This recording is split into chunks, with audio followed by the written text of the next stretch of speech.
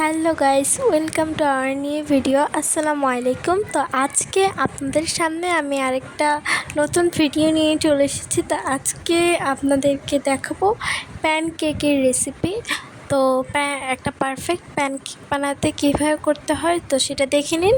ফার্স্টে একটা ডিম ভেঙে নিতে হবে, তারপরে এখানে দিয়ে দিতে হবে পরিমাণ মতো তেল আর পরিমাণ মতো চিনি, যতটুকু আপনাদের প্রয়োজন দিয়ে দেন এটাকে ভালোভাবে বিট করে নিতে হবে। এই যে ডিমটাকে ভালোভাবে একদম হোয়াইট কালার আসা পর্যন্ত বিট করে নিতে হবে। তো এই যে দেখুন, তারপরে এখানে একটু করে কর্নফ্লাওয়ার দিয়ে তারপরে এখানে ময়দা দিতে হবে। ময়দা দিয়ে তারপর এটাকে বিট করতে হবে।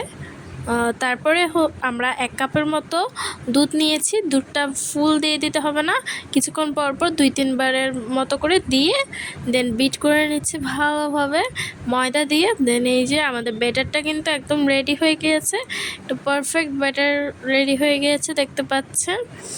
তো এই যে যত বেশি বিট করবেন ব্যাটারটা তত বেশি ভালো হবে, আর কেকটাও তত বেশি ভালো হবে। তো এই যে এটাকে এখন বিট করতে হবে।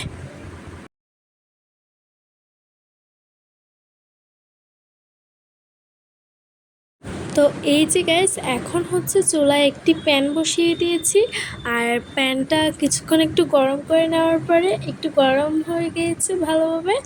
এখন এখানে একটা চামচ দিয়ে এই যে ব্যাটারগুলো প্যানের মধ্যে দিয়ে দিচ্ছি। একটা রাউন্ড শেপ এমনিই চলে আসবে প্যানে দিলে। দিয়ে এই যে দেখুন, প্যানে এক চামচ দিয়ে তারপরে একটা ঢাকনা দিয়ে দিতে হবে।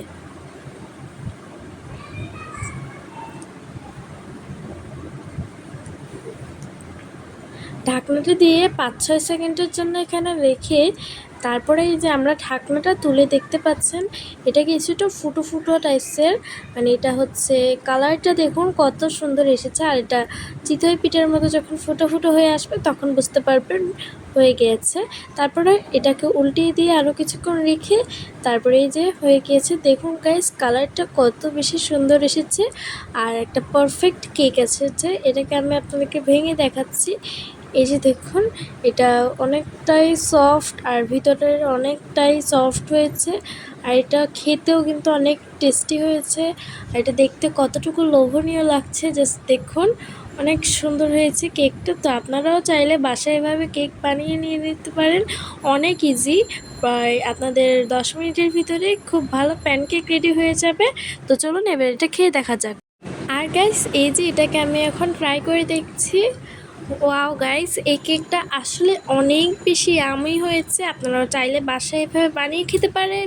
এবং আমার ভিডিও ভালো লেগে থাকলে লাইক কমেন্ট শেয়ার করতে ভুলবেন না, এবং আমার চ্যানেলটা অবশ্যই সাবস্ক্রাইব করে দিবেন। আসসালামু আলাইকুম। দেখা হবে অন্য কোনো ভিডিওতে অন্য কোনো দিন। আজকের মতো এখানেই, আল্লাহ হাফেজ।